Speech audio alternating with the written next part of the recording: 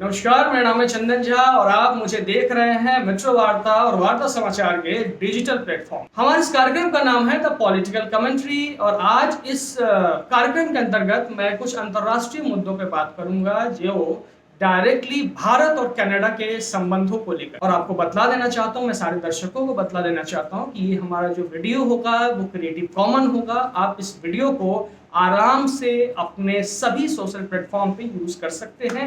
कहीं से कहीं तक कोई आपको कॉपीराइट क्लेम की इशू होती है वो नहीं आने वाली। ठीक, आज हम बात करेंगे कि कनाडा ने अपने कुछ राजनयिकों को, डिप्लोमैट्स को भारत से वापस कनाडा बुला लिया है। उसके पीछे जो इशू था वो आतंकवादी इशू था, निज्जर की हत्या को लेकर के। ट्रूडो जो वहां के महामहिम हैं, जो हेड ऑफ द कंट्री हैं कनाडा के, उन्होंने कहा था कि निज्जर की हत्या में भारतीय एजेंसियों का हाथ है। इसको लेकर के भारत ने भी अपना कड़ा रुख दिखलाया और आज ये स्थिति हो गई कि भारत से कनाडा के डिप्लोमैट्स की विदाई हो गई। कनाडा के प्रधानमंत्री जस्टिन ट्रूडो ने 18 जून को हुई हरदीप सिंह निज्जर की हत्या का आरोप भारतीय एजेंसियों पर लगाया था, जैसा आप सभी को मालूम है।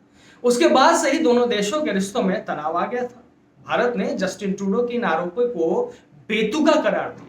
भारत ने 2 हफ्ते पहले कनाडा से कहा था कि दिल्ली में अपने उच्चायोग से दर्जनों कर्मचारियों को वापस बुला ले, वरना उन्हें मिलने वाली डिप्लोमैटिक इम्यूनिटी यानी राजनयिक सुरक्षा वापस ले ली जाए।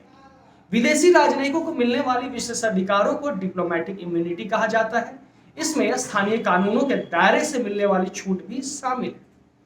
इसके बाद कनाडा के अधिकारियों ने भारत की इस चेतावनी को अंतर्राष्ट्रीय कानूनों का उल्लंघन बताया था। हालांकि शुरुआत उन्हीं की तरफ से की गई। गुरुवार को कनाडा के विदेश मंत्री मेलानी जोली ने कहा कि कनाडाई राजनयिक और उनके परिजनों ने भारत छोड़ दिया है। उन्होंने बताया कि भारत ने कहा था कि 21 राजनयिकों के अलावा बाकी सभी की राजनयिक सुरक्षा 20 अक्टूबर तक खत्म कर दी जाएगी। वहीं जोली ने कहा कि 21 राजनयिक अभी भी भारत में हैं, लेकिन बाकियों को वापस बुलाने के कारण स्टाफ की कमी हो गई है। इससे अब कनाडा को भारत में अपनी सेवाओं को सीमित करना पड़ेगा। उन्होंने बताया कि इस कारण बेंगलुरु, मुंबई और चंडीगढ़ में कुछ कंसुलेट्स का कामकाज रोकना पड़ेगा। कनाडा के प्रधानमंत्री जस्टिन ट्रूडो ने सितंबर में देश की संसद में कहा था, अपने कनाडा के पार्लियामेंट में कहा था कि हरदीप सिंह निज्जर की हत्या में भारतीय एजेंसियों का हाथ होने के काफी विश्वसनीय सबूत हैं। ट्रूडो ने कहा कि वह कनाडाई खुफिया एजेंसी से मिलने वाली जानकारी से लगता है कि इस हत्या के पीछे भारत सरकार के एजेंट्स हो सकते हैं। कनाडा ने इसे अपनी संप्रभुता का उल्लंघन बताया। इसके बाद से दोनों देशों के रिश्तों में तनाव आने शुरू हो गए।